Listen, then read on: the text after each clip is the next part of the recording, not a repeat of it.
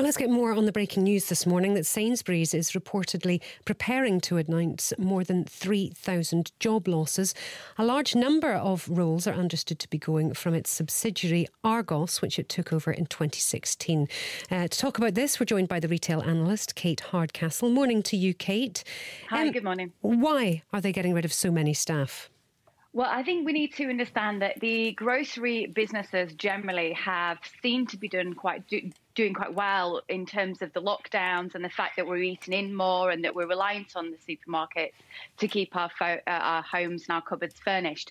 So they have had uplift in terms of their sales. And we've heard big numbers in terms of the jobs that they're taking on at this time. In July, Sainsburys announced due to a 13-fold increase, particularly in online sales, they were taking on 25,000 staff. Now, some of those will have been temporary appointments, but some will have been permanent. And I think this absolutely demonstrates the shift that grocery stores are going through. They're taking on more to try and deal with this huge impact in terms of the movement to more online demand, and then trying to readjust their stores to make them more relevant to the way that we're shopping today. These jobs are coming particularly from meat and fish counters, where obviously Sainsbury's are starting to move out of that, or starting to move out of that in certain stores. Well, is it because we're not going to the supermarket as much? We're getting things delivered, so we don't need somebody to be standing talking to us about what sort of fish we need to buy or where the meat came from. We're just ordering it online.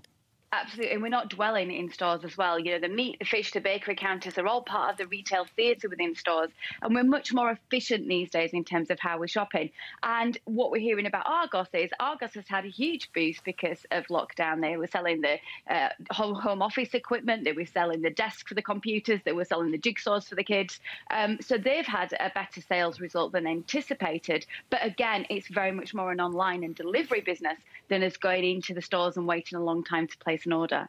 It's a big blow to the staff, though, at Argos, given that, as you say, Sainsburys did announce back in the summer that they were taking on 25,000 staff. It doesn't seem to have been very joined up, this, to say we're taking staff on and then several months later make a whole stack redundant. Well, I think you make a beautiful point there. It isn't joined up because I think, like all of us, these organisations are trying to keep a strategy going, trying to make plans in an ever-changing world.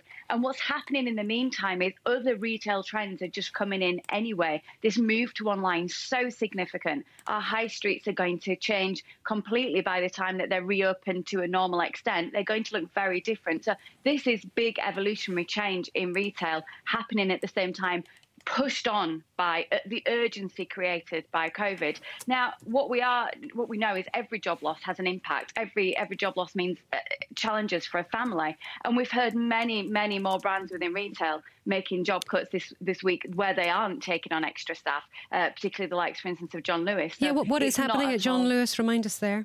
So John Lewis has gone through huge change this year. They've mentioned a 5-point plan, including the fact they might become residential landlords, converting their retail properties to rentals, moving more into the financial services, trying to basically make the brand go further in terms of where the reach is rather than just traditional retail, because they've been heavily hit over the years with a never knowingly sold offer and this push from competition trying to drive down the price. That's not a profitable way to do business when you're quite a big grand department store. They've got big space and no one's in them at the moment. So again, this is a business that's going through change. But John Lewis, Marks and Spencer's, where we had the first loss in 94 years yesterday as well, those are brands that are going through change, and they're going to be making job cuts, significant job cuts. Where the grocery stores like Sainsburys we're hearing today, it's this balancing act. They're taking on in some places, making redundancies and changes in others. Is there any way back for some of these big stores? Because we're hoping that the COVID will be a blip, maybe something that lasts a year, but that the people will start to go back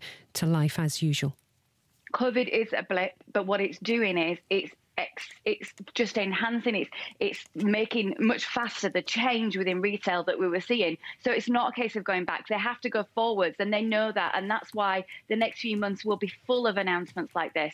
This is the reorganisation of big businesses. What we have to hope is that the small businesses can survive too. We need those for the vibrancy of the high street. They don't have the cash flow of the bigger businesses. They aren't as mean in terms of being able to just change their infrastructure. And we've got to hope that they survive this, because the bigger businesses will. It will just be in a bigger, well, many of them will. It'll be in different formats.